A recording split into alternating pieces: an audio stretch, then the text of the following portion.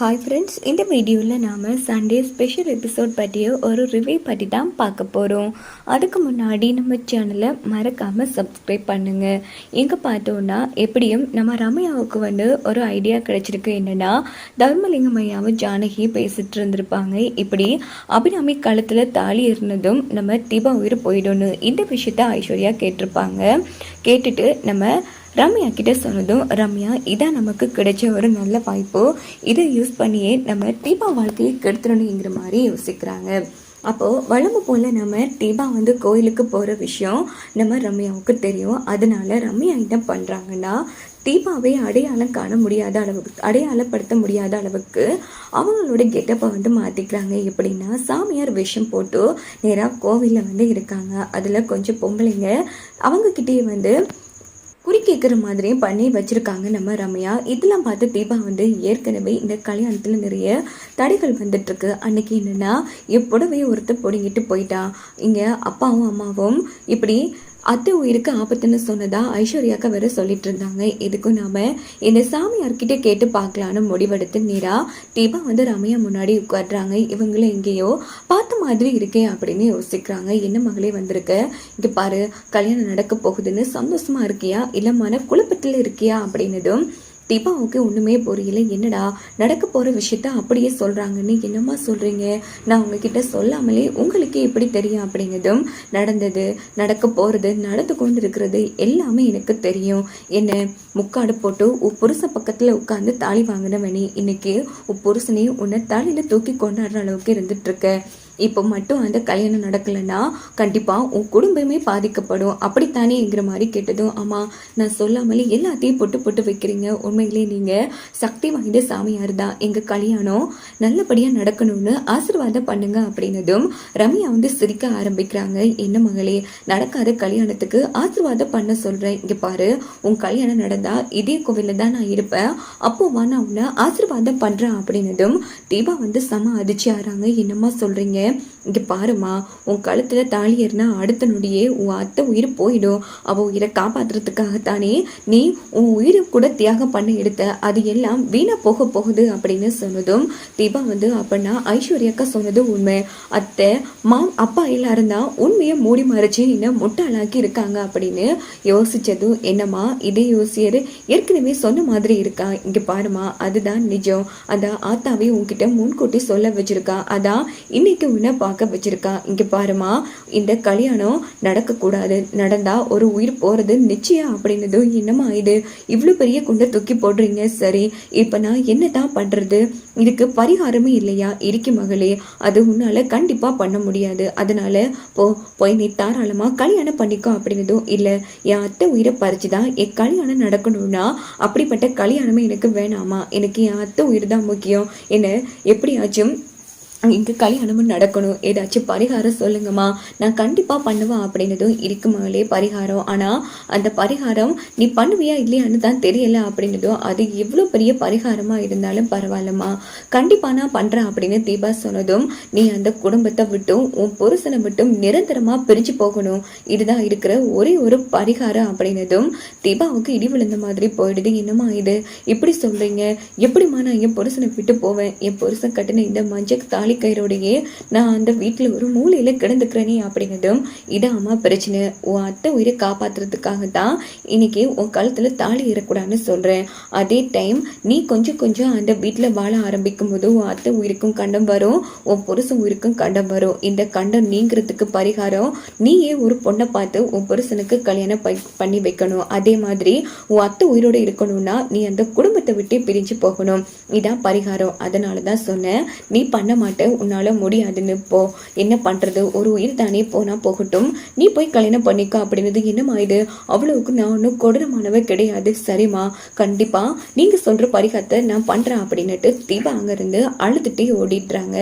அப்பாடா, எவ்வளவு கஷ்டப்பட்டு இந்த கிட்ட போட வேண்டியது ஆயிடுச்சு, எப்படியோ நாம போட்டு திட்டம் நல்லபடியா ஒர்க் அவுட் ஆயிடுச்சு அப்படின்னு செம்ம ஹாப்பி ஆகி உடனே நடந்த விஷயத்த ரம்யா ரியா கிட்ட சொன்னதோ, ரியாவும் சூப்பர் ஐடியா, நானா போட்ட போட்டால் கூட இப்படி ஒரு ஐடியா போட்டிருக்க மாட்டேன். கண்டிப்பாக இது ஒர்க் அவுட் ஆகும். நல்லா யோசிச்சுப்பாரு. அந்த கார்த்தி நட்சத்திரான்னு நினைச்சு தானே முக்காடு போட்டிருந்த தீபா களத்துல தாலி கட்டினான். கண்டிப்பா அதே மாதிரி நீ தான் தீபான்னு நினைச்சு கண்டிப்பா ராம் உன்னோட களத்துல தாலி கட்டுவாரு. இப்போ அந்த தீபாவை ஏற்றுக்கொண்ட கார்த்தி உன்னை ஏற்றுக்கொள்ள மாட்டாரா என கண்டிப்பா இது சூப்பரா ஒர்க் அவுட் ஆகும் ரம்யா அப்படின்னதும் ஆமா, ஆனா அந்த தீபாவை அவ வாயால வந்து சொல்லணும், ரம்யா நீ தான் என் ஹஸ்பண்டை கல்யாணம் பண்ணணும்னு. இவ்வளோ பண்ண எனக்கு இது கூட பண்ண முடியாதா? கண்டிப்பா இது நடக்கும்ங்கிற மாதிரி யோசிச்சுட்டு ரம்யாவும் அங்கிருந்து கிளம்பிடுறாங்க. தீபா நீரா வீட்டுக்கு வந்து ரொம்ப ஃபீல் பண்ணி அழுதுட்டு இருக்காங்க. அப்படின்னு பார்த்து ரம்யா வேணும்னே வராங்க. என்ன ஆச்சு தீபா அப்படின்னு கேட்டதும் உடனே நடந்த எல்லா விஷயத்தையும் சொன்னதும் அதெல்லாம் போய் நீ இதெல்லாம் நம்பாது, இதை போட்டு மனசு குழப்பிக்காம சும்மா விட்டுட்டு வேலையை பாரு அப்படின்னதும் இல்லை அம்மோ இது எல்லாமே சத்தியம், அதே யோசிர் தான் என் அம்மா அப்பா கிட்ட சொல்லியிருக்காங்க. அப்போ எல்லாரும் சேர்ந்து ஐஸ்வர்யாக்காவும் முட்டாளாக்கிட்டாங்க. இல்லை அம்மோ இந்த கல்யாணம் நடக்கக்கூடாது, அதை விட கொடுமை என்னென்னமா பொண்டாட்டி தன்னோட புருஷனுக்கு இன்னொரு பொண்ணை கல்யாணம் பண்ணி வைக்கிறது தான், அதுதான் அந்த சாமியார் எனக்கு பரிகாரமா சொல்லியிருக்காங்க. அதுக்கு நான் பேசாம செத்தே போயிடலாம் அப்படின்னதும் ரம்யாவும் அக்கறை இருக்கிற மாதிரி ஏன் இப்படிலாம் முட்டாளா பேசுறேன், இங்க பாரு உன் கல்யாணத்தை நடத்தி வைக்க வேண்டியது என்னோட பொறுப்பு. ஒரு விஷயம் தெரியுமா, சொல்ல போனா கார்த்தி லைஃப்ல நீ வாரத்துக்கு முன்னாடி நான் வந்திருந்தா கார்த்தியை எக்காரணத்தை கொண்டு நான் விட்டு கொடுக்க மாட்டேன் தீபா. ஏன்னா கார்த்தியை வந்து கல்யாணம் பண்றதுக்கு கொடுத்து வச்சிருக்கணும். கார்த்தி மாதிரி ஒரு ஹஸ்பண்ட் யாருக்கு கிடைப்பா?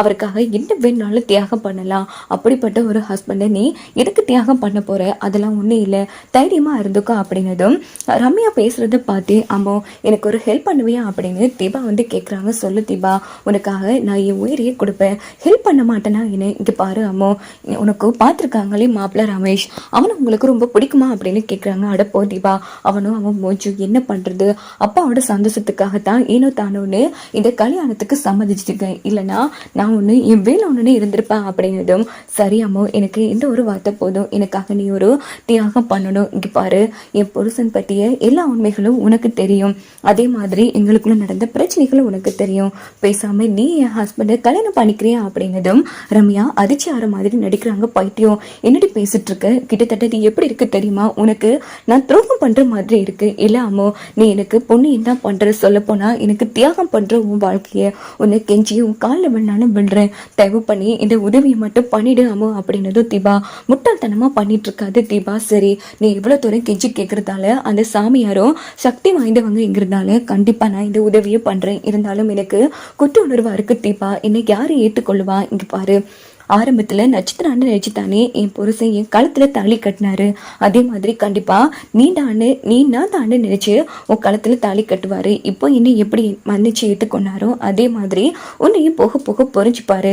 நான் அப்போ உண்மையை சொல்லிட்டு தான் இந்த வீட்டை விட்டே போவான் அப்படின்னது. சரி தீபா நீ சொல்றதெல்லாம் ஓகே, ஆனா எப்படி நான் கார்த்தியை கல்யாணம் பண்ணிக்கிறது? கார்த்தி உன்னை தவிர யார் மேலேயும் ஆசை வச்சுட்டே இல்லையா அப்படின்னதும் அதான் சொன்னனே முக்காடு போட்டு உட்காரு அப்படின்னதும் ரம்யாவும் வந்து நம்ம போட்ட திட்டம் நல்லபடியா முடிஞ்சிருச்சுன்னு செம்ம ஹாப்பியா இருக்காங்க.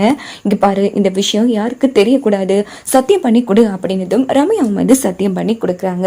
எங்க பார்த்தோம்னா தீபா ரொம்ப ஃபீல் பண்ணி அழுவுறாங்க. ஸோ நம்ம தீபா தான் எப்படியாச்சும் கார்த்தியை வந்து தன்னை காதலிக்க வைக்கிறதுக்கு முயற்சி பண்ணியிருப்பாங்க இல்லையா? அப்போ அடிக்கடி வந்து ஃபோன் பண்றதெல்லாம் விட்டுடுறாங்க, கார்த்தியை வந்து பார்க்கறதே விட்டுடுறாங்க. அப்போ தீபா என்ன யோசிக்கிறாங்கன்னா எப்படியோ இனிமேல் நம்ம அவரை பார்க்க கூடாது, பேசவும் கூடாது, ஏன்னா நம்ம அடிக்கடி பார்க்க பேச அவருக்கும் நமக்குள்ள இருக்கிற காதல் வந்துடும், அதனால நம்ம விலகி போகிறது தான் நல்லது அப்படின்னு சொல்லி கொஞ்ச நாளாக தீபா வந்து கார்த்தி கண்ணிலே படாமல் வாழ்ந்துட்டு இருக்காங்க. இதனால கார்த்திக்கு சந்தேகம் வருது.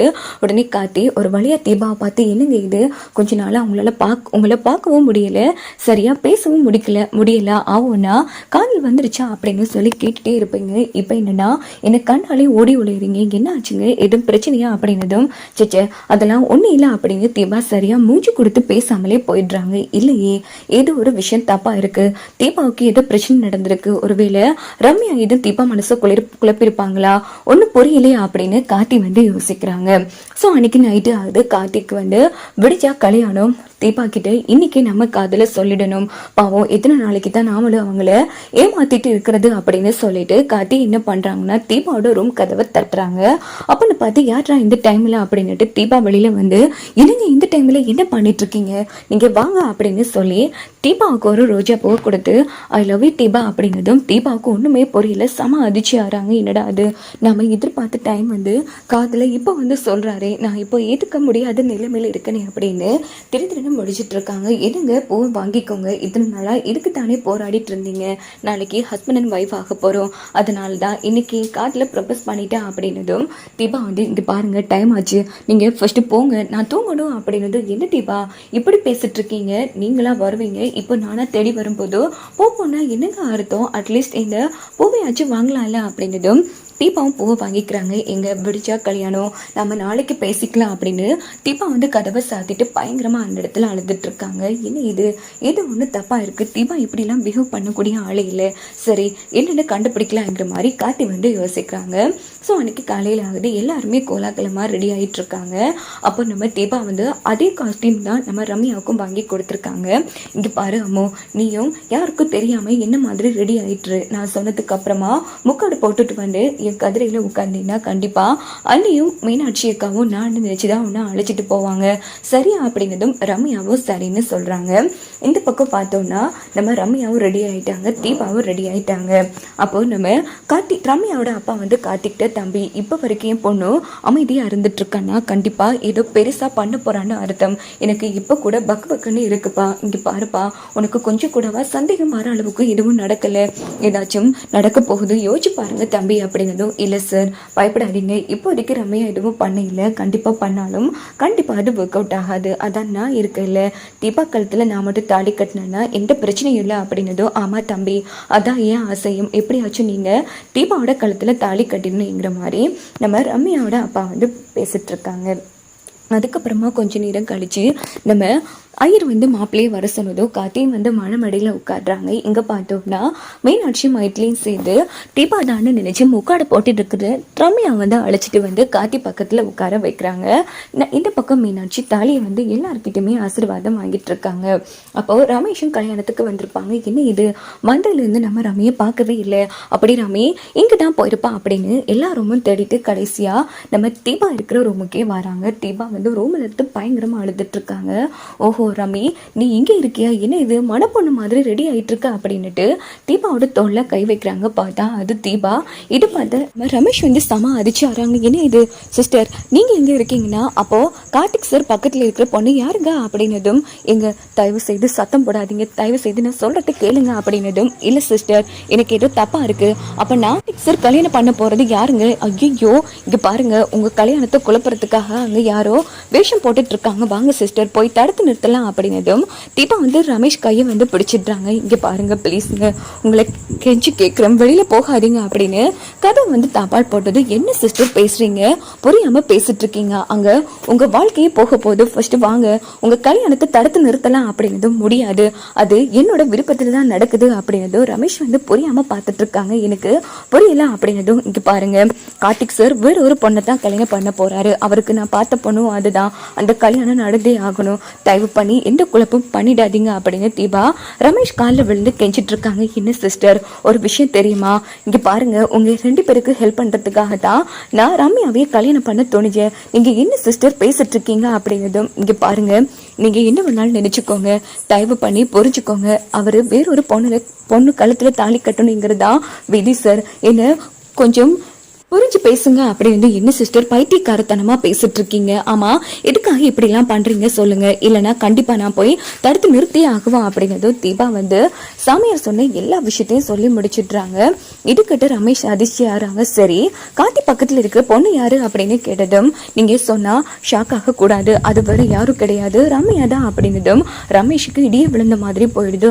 ஐயோ போச்சுடா சிஸ்டர், ரம்யா உங்களை நல்லா முட்டாளாக்கி இருக்கா அப்படின்னதும், என்ன பேசுறீங்க, ஐயோ இங்க பாருங்க ரம்யா பத்தி உங்களுக்கு எனக்கு தெரியும், உங்க 2 பேரும் வாழ்க்கையை காப்பாத்துறதுக்காக தான் அந்த ஃப்ராடு ரம்யாவை கல்யாணம் பண்றதுக்கு நானே சம்மதிச்சேன், கடைசியில இப்படி ஆகும்னு நான் கொஞ்சம் கூட எதிர்பார்க்கல சிஸ்டர், இப்படி முட்டாளாக்கிட்டீங்களே அப்படின்னதும், என்ன சொல்றீங்க எனக்கு புரியல அப்படின்னதும், ரம்யா வந்து ஆரம்பத்துல இருந்து கார்த்தி அடையிறதுக்கு பண்ண ஃப்ராடு தனம் வரைக்கும் இப்ப பண்ண எல்லா அதையுமே வந்து கார்த்தி ரமேஷ் கிட்ட சொல்லி வச்சிருப்பாங்க. இதனால ரமேஷ் எல்லா விஷயத்தையுமே ஒண்ணு விடாம தீபா கிட்ட சொன்னதும் தீபா ஆடி போய் நின்றுட்டு இருக்காங்க. என்ன சொல்றீங்க, இவ்வளவு பெரிய விஷயம் நடந்திருக்கா? ஆமா சிஸ்டர், கார்த்திக் சருக்கு கூட தெரியும். ரம்யாவுக்கு இந்த விஷயம் எங்களுக்கு தெரிஞ்ச விஷயம் தெரிஞ்சா அவங்க ஏதும் தப்பான முடிவெடுப்பாங்கன்னு தான் கார்த்திக் சார் எப்படியாச்சும் உங்க கழுத்துல தாலி கட்டினதுக்கு அப்புறமா அடுத்த நடவடிக்கை எடுக்கலான்னு இருந்தாங்க. அதுக்குள்ள இப்படி முட்டாள்தனமா பண்ணிட்டீங்க. என்ன சிஸ்டர் இப்படி பண்ணுவீங்கன்னா கொஞ்சம் கூட எதிர்பார்க்கல அப்படின்னதும் தீபா வந்து சம அதிர்ச்சியாராங்க. அப்பனா அந்த சாமியார் விஷயம் போட்டு என்ன ஏமாத்தினது கண்டிப்பா அது ரம்யா தான் சிஸ்டர். பாத்தீங்களா, உங்க வாயாலேயே கல்யாணம் பண்ண வச்சுட்டாங்க. போங்க சிஸ்டர், நான் எப்படி உங்களை பிரில்லியனான கேர்ள்னு நினைச்சேன், ஆனா இவ்வளவு அடி முட்டாளா இருப்பீங்கன்னு நான் கொஞ்சம் கூட எதிர்பார்க்கல அப்படின்னதும் பிளீஸுங்க எப்படியாச்சும் இந்த கல்யாணத்தை தடுத்து நிறுத்தணும் அப்படின்னதும் இங்க பார்த்தோம்னா கார்த்தியோட கையில வந்து தாலியை கொடுத்துடுறாங்க. சரியா, கார்த்தியும் தாலி கட்ட போறாங்க. அப்பாடா, கார்த்தி நம்ம கழுத்துல தாலி கட்ட போறாரு அப்படின்னு ரம்யா வந்து ரிலாக்ஸ் ஆகுறாங்க. பார்த்தா உடனே ரமேஷ் ஓடி வந்து நிறுத்துங்க அப்படின்னு தீபா கூட வந்து நிக்கிறாங்க. என்னடா தீபா அங்க நிக்கா, அப்ப பக்கத்துல யாருங்கிற மாதிரி எல்லாரும் சம அதிர்ச்சி ஆகுவாங்க. வாங்க வெயிட் பண்ணி பார்க்கலாம்.